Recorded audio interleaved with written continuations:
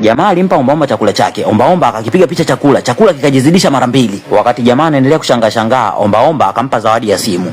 Akampa masharti ya kuitumia hii simu. Chochote utakacho kupiga picha na hii simu kitajizidisha mara mbili. Kamwe usije ukakipiga picha kitu kimoja mara mbili. Baada ya ombaomba kumaliza kumpa mshikaji maelezo, ombaomba akapotea. Akageuka kuwa cheche, akapotelea hewani. Baada ya ombaomba kupotea, simu ikaandika maandishi, hongera, umefanikiwa kuwa mmiliki halali wa hii simu. Jamaa akatafuta kitu cha kujaribia simu aone kama inafanya kazi. Akakutana na BMW jeupe. Akalipiga picha. Ndani ya dakika 0 lile gari likajizidisha mara mbili. Wakati jamaa anaishangaa gari yake mpya, ikaja bonge moja la pisi ikagonga kioo. Mshikaji kashusha kioo. Ile pisi kamwambia, "Oya, unafanya nini kwenye magari ya watu? Toka kwenye hiyo gari kabla sijakuitia mwizi." Mshikaji akamwambia, "Binti, punguza jazba, geuka nyuma yako." Binti alivyogeuka nyuma akakuta gari yake inafanana vile vile kama gari ya mshikaji. Binti akamwomba msamaha mshikaji, akajitambulisha kwamba yeye ni mmiliki wa duka la dhahabu. Akamwambia jamaa, "Kaka, naomba nikuulize kitu. Kama unaweza uka-afford kuendesha BMW, kwa nini unafanya kazi ya ulinzi?" Jamaa akamjibu, "Unafanya kazi ya ulinzi sio kwa sababu ya pesa, nafanya kwa sababu naipenda." Binti akamwambia mshikaji, "Kuna sehemu nawahi, naenda kupeleka hili boksi la dhahabu dukani kwangu." Mshikaji akashuka kwenye gari, akamwomba binti amruhusu apige picha hiyo dhahabu. Binti akaona picha sio kitu cha kumnyima mtu, akamwambia kaka piga. Jamaa akapiga picha. Baada ya binti kuondoka, jamaa akaswipe kwenye simu yake, boksi la dhahabu likadondokea mbele yake. Jamaa alifurahi sana, akajiona kabisa umaskini ndo bye bye. Hakuridhika, lakini akawaza kuzibadilisha hizi dhahabu kuwa pesa, afu akipata hizo pesa azipige picha, zizidishe mara mbili. Akaenda hadi dukani kwa yule mrembo kuzibadilisha dhahabu kuwa pesa. Akamuuliza, "Dhahabu kama hizi ni shingapi?" Binti akamwambia, "Zinakaribia dola milioni 1. Jamaa akamwambia, "Binti, naomba nikuuzie hizi dhahabu kwa sharti moja tu, unanilipa cash. Sitaki mambo ya kutumiana kwenye benki." Binti akamwambia mfanyakazi wake akatoe hela benki. Akamuuliza binti, "Dhahabu yenu ya ghali zaidi ni ipi?"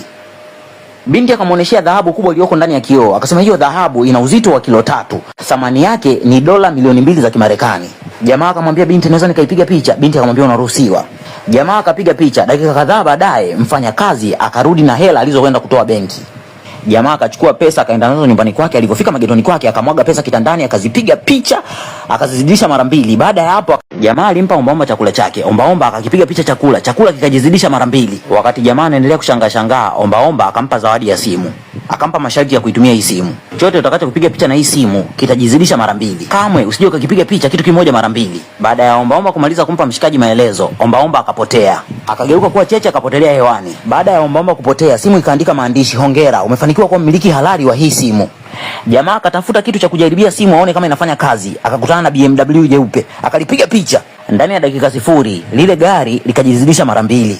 Wakati jamaa anaishangaa gari yake mpya, ikaja bonge moja la pisi ikagonga kioo. Mshikaji kashusha kioo. Ile pisi kamwambia, "Oya, unafanya nini kwenye magari ya watu? Toka kwenye hiyo gari kabla sijakuitia mwizi." Mshikaji akamwambia binti, "Punguza jazba, geuka nyuma yako." Binti alivyogeuka nyuma akakuta gari yake inafanana vile vile kama gari ya mshikaji. Binti akamwomba msamaha mshikaji, akajitambulisha kwamba yeye ni mmiliki wa duka la dhahabu. Akamwambia jamaa, "Kaka, naomba nikuulize kitu.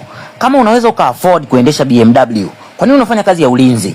Jamaa akamjibu, "Unafanya kazi ya ulinzi sio kwa sababu ya pesa, nafanya kwa sababu naipenda." Binti akamwambia mshikaji, "Kuna sehemu nawahi, naenda kupeleka hili boksi la dhahabu dukani kwangu." Mshikaji akashuka kwenye gari, akamwomba binti amruhusu apige picha hiyo dhahabu. Binti akaona picha sio kitu cha kumnyima mtu, akamwambia kaka piga. Jamaa akapiga picha. Baada ya binti kuondoka, jamaa akaswipe kwenye simu yake, boksi la dhahabu likadondokea mbele yake. Jamaa alifurahi sana, akajiona kabisa umaskini ndo bye bye. Hakuridhika, lakini akawaza kuzibadilisha hizi dhahabu kuwa pesa, afu akipata hizo pesa azipige picha, zizidishe mara mbili. Akaenda hadi dukani kwa yule mrembo kuzibadilisha dhahabu kuwa pesa. Akamuuliza, "Dhahabu kama hizi ni shingapi?" Binti akamwambia, "Zinakaribia dola milioni 1. Jamaa akamwambia binti, "Naomba nikuuzie hizi dhahabu kwa sharti moja tu, unanilipa cash. Sitaki mambo ya kutumiana kwenye benki." Binti akamwambia mfanyakazi wake akatoe hela benki. Akamuuliza binti, "Dhahabu yenu ya ghali zaidi ni ipi?" Binti akamuoneshia dhahabu kubwa iliyoko ndani ya kioo. Akasema hiyo dhahabu ina uzito wa kilo 3. Thamani yake ni dola milioni 2 za Kimarekani. Jamaa akamwambia binti, "Naweza nikaipiga picha?" Binti akamwambia, "Unaruhusiwa." Jamaa akapiga picha. Dakika kadhaa baadaye mfanyakazi akarudi na hela alizokwenda kutoa benki. Jamaa akachukua pesa akaenda nazo nyumbani kwake. Alipofika magetoni kwake akamwaga pesa kitandani, akazipiga picha, akazizidisha mara mbili. Baada ya hapo